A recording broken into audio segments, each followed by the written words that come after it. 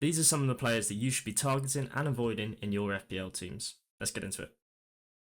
Okay, so starting with your defenders and goalkeepers, I think Wolves are a team you should be avoiding for your Game Week 1 teams at least. While Wolves had a pretty good season last year overall, in the final 10 games of the season, they had the worst expected goals against. Like, Wolves just really don't have a good fixture run until Game Week 11. It might be worth considering then, but until then, it's just a no-go for me. Another team you should be avoiding are West Ham. They have really tough opening fixtures, and they had the third worst expected goals against last season. That was behind only Luton and Sheffield United, which just tells you how bad they were, especially on the road. It's worth noting that their new manager does have a good defensive record, but you just cannot guarantee that he's going to sort that team out that quickly.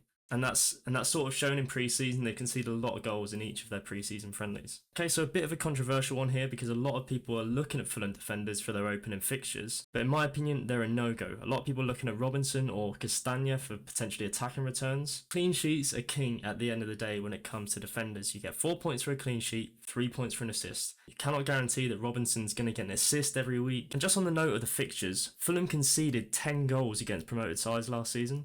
10 goals in 6 games. There's no guarantee of clean sheets in those games. I think Fulham could potentially struggle this season because they've lost Palhinha. I think Palhinha was one of the most underrated players in the Premier League. He made 4.6 tackles per game last season. To put that into context, an average CDM in a mid-table team will average around 2 tackles per game. In my opinion, losing him is going to really harm their defence, and I think just in general, the feeling that I'm getting from Fulham fans is that they've lost a few players this season and they're not really replacing them. The transfer window is still open, but I don't think you can replace Palhinha. I think he was world class, and that's why the likes of Bayern Munich are coming in for him. Okay, so this one hurts as I am a Bournemouth fan, but I have to look at it objectively.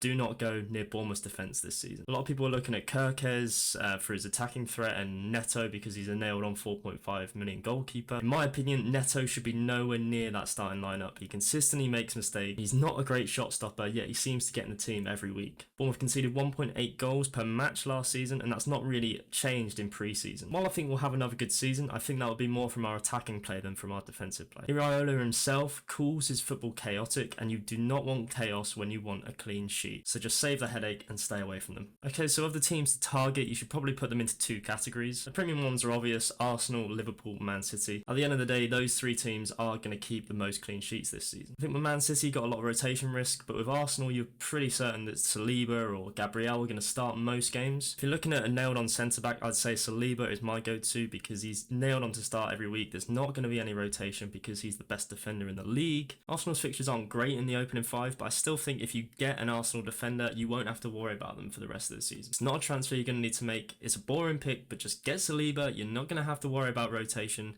He's the go-to pick for me. For Liverpool, you could look at some of their premium defenders, Trent, Robertson, Van Dijk, but in my opinion, Quansah might actually be the best value because he's only 4.5 million. Speaking of value, you've got Brentford, Crystal Palace, Nottingham Forest. They are the teams that are probably going to keep the most clean sheets outside of the top 6. Just a note on Nottingham Forest though, they did concede a lot of goals from set pieces last season. You can always lose that clean sheet from a set piece, so I'd probably go for Crystal Palace or Brentford over Nottingham Forest. Okay, so in terms of attackers to avoid, you're probably not going to look at the promoted sides bar maybe Armstrong. Of the teams that stayed up, Wolves had the worst expected goals last season and were 19th for shots per game last season with 11.3. So the underlying stats aren't too good for Wolves, and if you couple that with the opening fixtures that they have, just don't go near them. Okay, so I've just praised Nottingham Forest for their expected goals against last season, but with their expected goals for, it's a completely different story. Of the teams that stayed up, they had the 2nd worst expected goals and were 15th for shots per game. They also didn't have a lot of possession last season, and if you want teams to score a goal, your team have to be on the ball in my opinion. And while they're dangerous on the counter-attack with the likes of Alanga and Hudson-Odoi,